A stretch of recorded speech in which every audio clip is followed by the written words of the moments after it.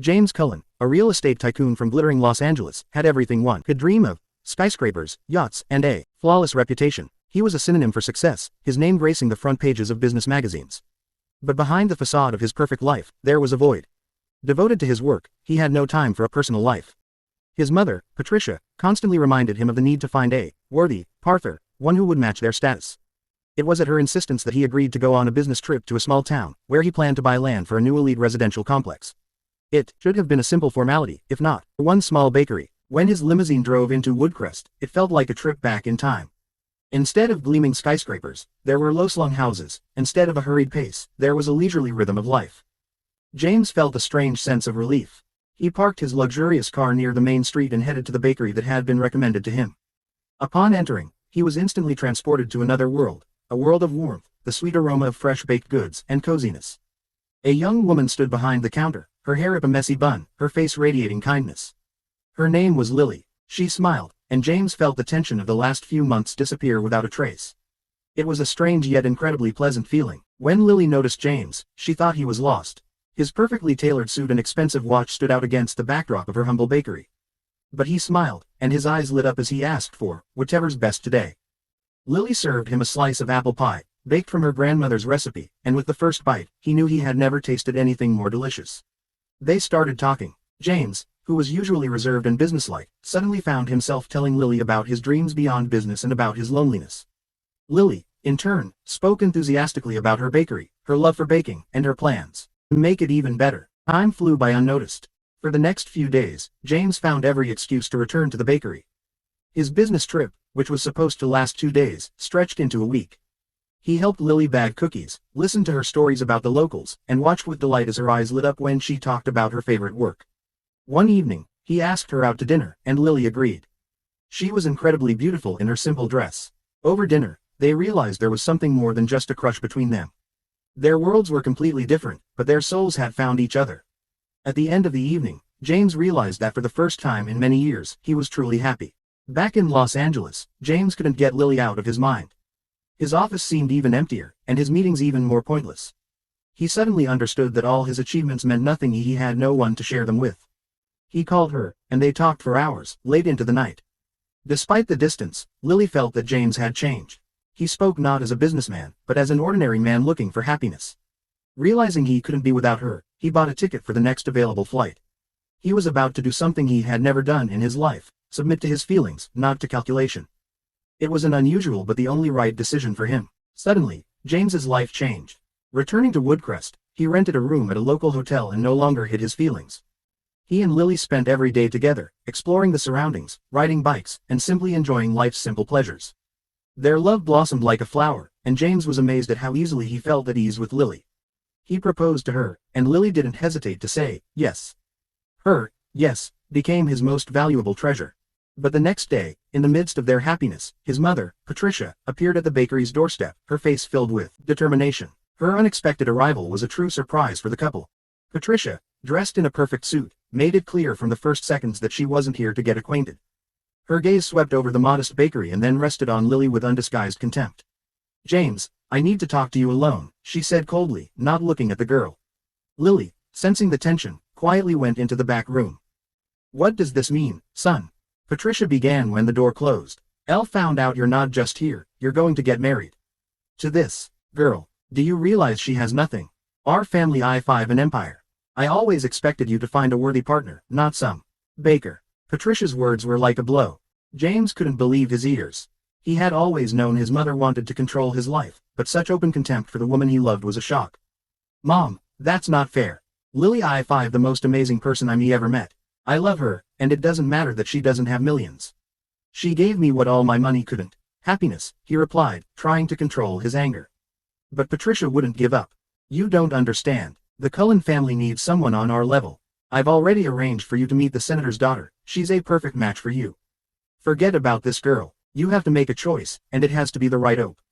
Her words sounded like an ultimatum. Left alone, James pondered his mother's words. He knew her approval was important to him, but he couldn't give up Lily. He couldn't believe his own mother could be 50 cruel.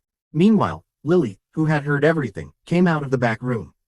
Her face was pale, and her eyes were filled with tears. "Elle heard everything," she said quietly. Your mother is right, James. We're from different worlds. My life I-5 here, and yours is there, in Los Angeles. I can't be what you want to be.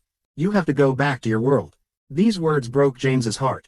He didn't expect Lily to give up on their happiness so easily. James was heartbroken. His world, which had just been filled with light, was plunged back into darkness.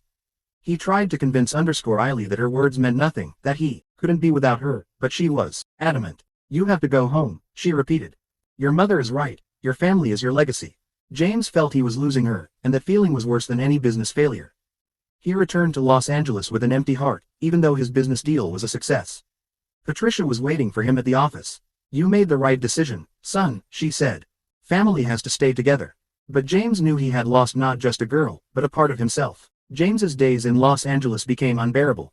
He returned to his usual life, meetings, negotiations, lavish dinners, but it all seemed pointless. He no longer felt joy from success, and his thoughts constantly returned to Lily, her smile, and her simple dreams. One morning, he decided he couldn't live this way. On the eve of an important meeting with a potential investor that was supposed to strengthen his empire, he realized that true success wasn't money, but happiness. He called his mother and told her he was backing out of the deal. I'm going back to Woodcrest, he said, his voice firm. Patricia was in shock. Upon his return to Woodcrest, James went straight to Lily's bakery. But she wasn't there. The door was locked, and a sign, read, bakery closed indefinitely. James's heart clenched in pain. He realized that his sudden return to Los Angeles and lack of calls had made Lily believe he had given up on her. He asked the neighbors, and they told him Lily had sold her house and moved to another state to live with relatives. No one knew exactly where. The sense of loss was unbearable. James realized he had made the biggest mistake of his life by letting her go. He couldn't believe she had just vanished. James couldn't come to terms with her disappearance. He hired a private detective, but Lily seemed to have vanished into thin air. Her relatives, it turned out, had moved, and no one knew where they were. James called his mother, blaming her for everything. You ruined my IFE. Your arrogance and greed made Lily Eve, he yelled into the phone. Patricia was shocked by his reaction. She had never seen her son like this. Her words about a worthy partner suddenly seemed hollow. For the first time in her life, she felt the fear of losing her son, and that fear was stronger than her own ambitions. She realized she had gone too far. Patricia, upon hearing James's accusation, felt the world she had so carefully built crumble. Her son, her greatest success, had become a stranger. She realized that her pursuit of perfection and status had led to her biggest mistake. The next morning, she bought a ticket to Woodcrest. She had to find Lily and fix her mistake. She found the detective her son had hired and demanded all the information from him. She understood that her only chance to regain her son's trust was to find Lily and reunite them. She began her own investigation. Patricia, who had spent her life avoiding messy situations, suddenly found an incredible determination within herself. Patricia arrived in the tiny town where, according to the detective's information, Lily's sister had settled. She found her house and, to her surprise, saw that it was small but well kept, with flowers in the yard. A feeling of awkwardness overwhelmed her. She knocked. The door was opened by a woman who looked like Lily but was older. Excuse me, looking for Lily, Patricia began, feeling out of place. Lily's sister, Martha, gave her a suspicious look. Who are you? She asked. Patricia mustered all her courage. I'm Patricia Cullen, James's mother. And I've come to find her and apologize. Martha, hearing the name, shook her head in surprise. Lily's not home right now. She's dope, she said, but she wasn't about to continue the conversation. Patricia realized she needed a different approach. Patricia returned to the hotel, thinking about her next move. She called James and, oh her surprise, heard despair in his voice. Can't find her, Mom. I've searched everywhere, and nothing, he said. Patricia realized she couldn't wait any longer. She went back to Martha's house, but this time she was ready for decisive action. Instead of just asking, she began to explain how miserable James was, how he had given up an important deal, how he had lost himself, and how her own pride had ruined both of their happiness. Martha, seeing the sincerity in her eyes, suddenly realized that this woman, who seemed so arrogant, was just a scared mother. Martha finally relented. Okay, she said, inviting Patricia inside. I'll believe you're sincere. Lily went to Seattle to start a new IFE. She wanted to be as far away as possible from everything that reminded her of the past. She's working in a small cafe called Morning. She said her heart was broken, but she had to move up. Martha gave Patricia the address. Patricia was grateful and immediately called James to tell him the news, but he didn't answer. She realized she had to act on her own. Without waiting, she bought a ticket for the next flight to Seattle. She wasn't going to let go of her son and his happiness. Patricia arrived in Seattle, found the Morning Cafe, and went inside. She immediately saw Lily, who was pouring coffee, her hair in a bun, her face glowing, but not as it used to. Seeing Patricia, Lily let go of the cup, and it shattered. "What are you doing here?" she whispered, not believing her eyes. Patricia, ignoring the shards, walked up to her and hugged her. "TT here to apologize," she said. "Elle was wrong, Lily. I was blind, and I lost my son because of my foolishness. Please, come back. He can't live without you. And I can't, I've without him." Lily, stunned, didn't know what to say. She didn't expect such an unexpected encounter. At that very moment, the cafe door opened, and James appeared on the threshold. He saw both of them and froze. Patricia, seeing her son, began to cry.